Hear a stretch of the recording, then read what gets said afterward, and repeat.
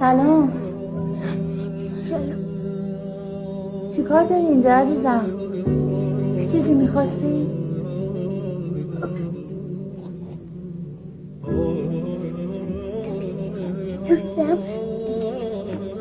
میخوای بشینی پیش بچه ها؟ بیا بشین پیش بچه ها. بیا عزیزم بیا بشین اینجا ببینم پسر گلم. بیا آفرین. خیلی خوب. نگفتی اسم چیه؟ بابا فامیلی چیه؟ امیری. تو با این افشین امیری فامیل هستی؟ افشینی؟ نه این که برادرم نیستی. چرا میگه افشین جون؟ چه کاری بود کردی؟ برو بشین ترجات ببینم.